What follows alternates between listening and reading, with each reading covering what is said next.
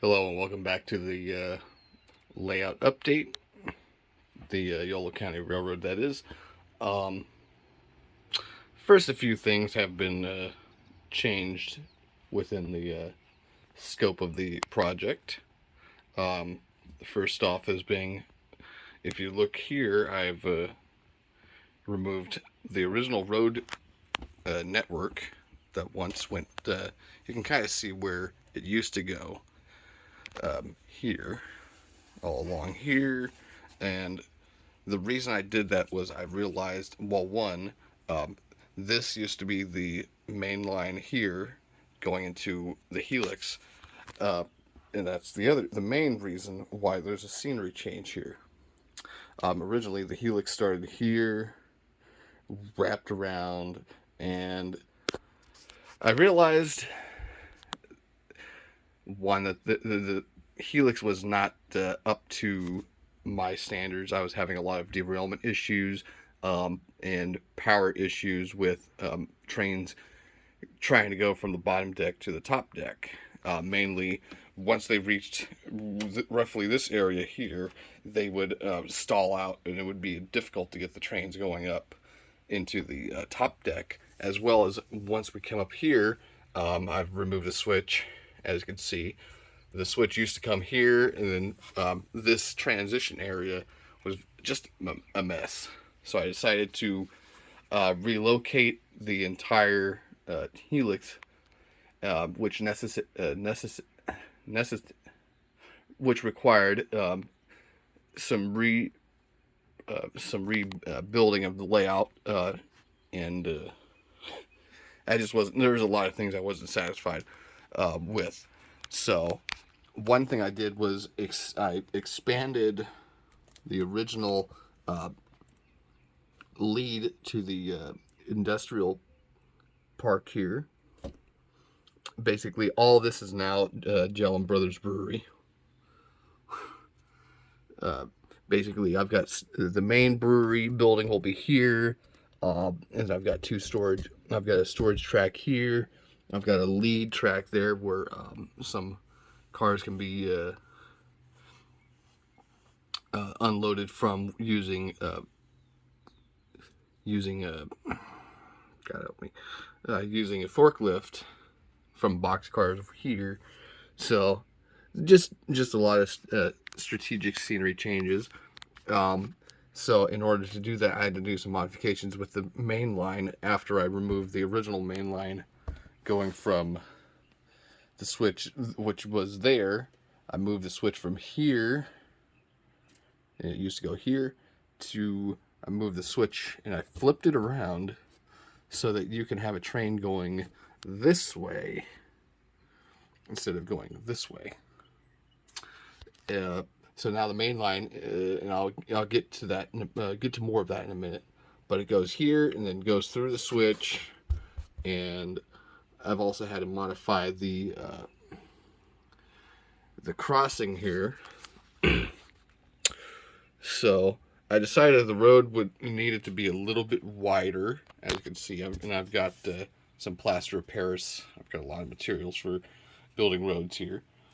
So it's a lot wider than it was before, and I also used a piece of stick wood to figure out, okay, well, that fits, that fits, that fits.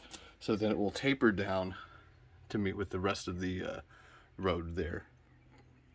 Another thing that I changed was the main line comes across here, and then I've got my in my second industrial part, industrial section here. So this is the main line here, and it goes around behind here, and then I decided if I was going to get the helix moved to the other side of the broom, that I wanted to have a track that was level enough. Probably should have raised that up an inch or two, maybe half an inch. We'll see. Up to behind the bed, and I had to remove the bed, remove the mattresses, the sheets, and then there's a second part underneath the mattress that I had to move out, and then remove the frame. And I decided to have the helix over there, so it'll spiral around there and then reach the top deck, come across here, and then into the Contadina spur there. And then here's the yard, Armfield yard here. So while I was removing track and figuring out things here, I realized the shop area was just not up to par. I was having a lot of issues with trains starting and stopping here. So I decided to remove all the track and rip out the entire track portion of this, and just to try to make things smoother. So now I'm gonna have two entries into the yard, into the engine shop yard, and I decided also to combine the shop area with the scrapyard track here. So this is the main line here. You've got the engine house lead and, well, shop lead. So it goes over the crossing by the switch, which I'm going to have exposed once I remove all the plaster and all that. So trucks will enter here. It's going to be very tight, which is why I also raised up the road bed quite a bit, just to match with the track. So then you're going to have, I've got a, this is not this is the RIP spur, so repair in place, and kind of maintenance, this spur here. And then this is the shop lead. I also realized that the engine house was just not, I wasn't going to have it work out the way I wanted, where I wanted an engine inside the engine house. So I decided to just turn it so that if I get a locomotive here, what I'll do is I'll scratch some rails into the concrete, and then it can act as a backstop for the locomotive. Now next, train will start here at the engine house, or the shop spur, go through the crossing and then back onto the main, and then pick up cars here first at the switch. They'll go in. So the scrapyard track here will also serve as a another loading zone. Sometimes boxcars, sometimes hoppers, sometimes gondolas. And then this track is the main industrial lead. So I'll have a tank car here.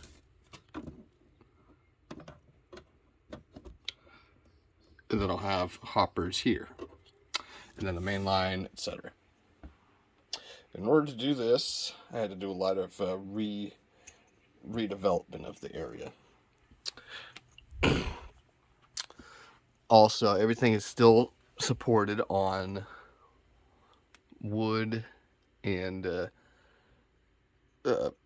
shelf unit framing. As far as the height differences are, I've got my trusty yardstick here. So let's see. It's approximately a little over 7.5 inches from bottom deck to top deck.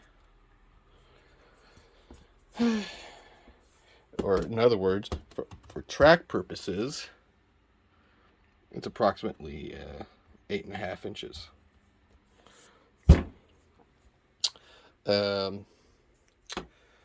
Plans are to have this fully fleshed out. Also, I ended up getting plaster of Paris because I realized I didn't have enough of the sculpt, the Woodland Scenic Smooth It. So it's still a work in progress, but I'll have enough. I still have enough materials to do what I need to do here. Um, I also retouched the paint job on the top, on the bottom deck here. I also have a couple other things that are going in. First of all, for my birthday, my mom bought me this lifelike town church, which I've got the base here. So, not sure if I want to have it here or if I want to have it over here. I do know that I want to get maybe a gas station of some sort. I kind of want to leave this open because this spot here is a good spot to store my NCE power cab here. What else?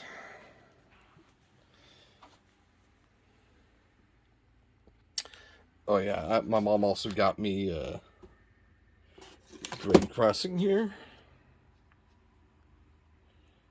I'm not sure what the brand is. It's I think it's this one here, by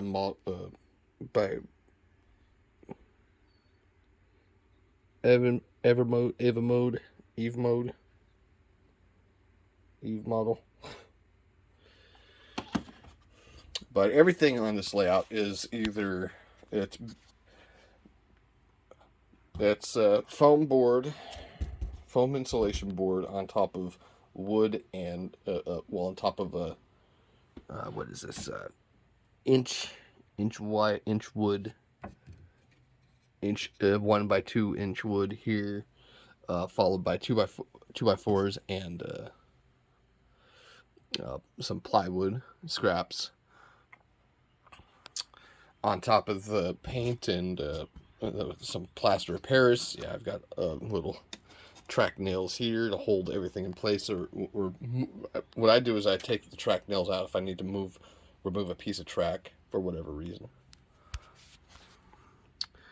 I do apologize for not updating in a while, but I've been fairly busy. I'm still doing lift. So yeah, everything is going to be a little bit different than what was before.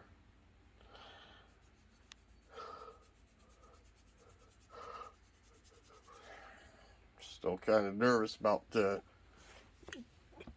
back of the track there. I could probably raise it another inch or so. Basically, I have brackets that are where are the brackets?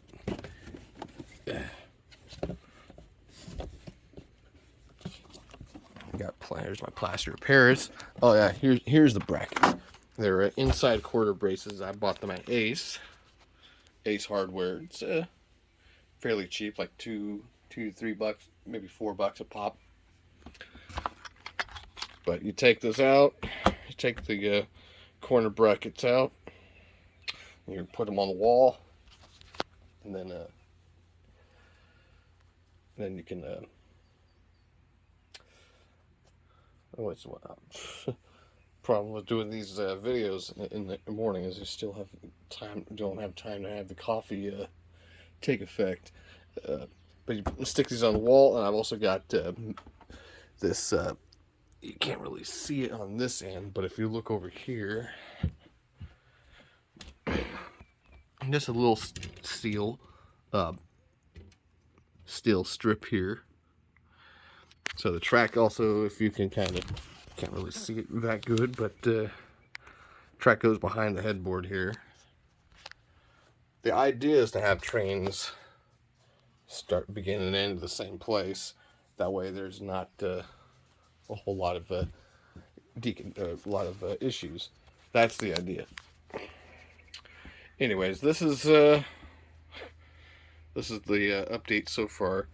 I've got these little vehicles here kind of parked as a visual aid. The idea was the Helix was just a visual waste of real estate, at least for the layout. The next step I want to do is I'm probably going to end up getting a a square card table. I ordered more pieces of the Helix, which is from Trackside Scenery. It still holds up. I'm gonna have to the redo the gluing, and kind of clean it up a little more before it's ready to be rebuilt. But the track is still intact. Another thing I did was I added a decoder to the inside of this GB40X with elephant ears. So this will be the main road power for the Southern Pacific. For some reason that brake fan is not staying on. There we go. So I added.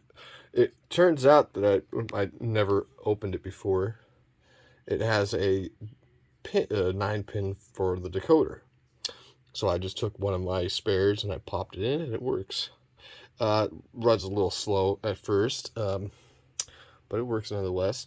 The next step I want to do is get a decoder for this, or redo the decoder for this MP15, and then someday work on getting a decoder in this. And then I need decoders in these three. Need to repower that one. I don't know about that one. I know this one needs a repower. Just a lot of projects. Well, this is Stephen Gillum again, once again, signing off from the Yolo County Railroad. Y'all have a great day.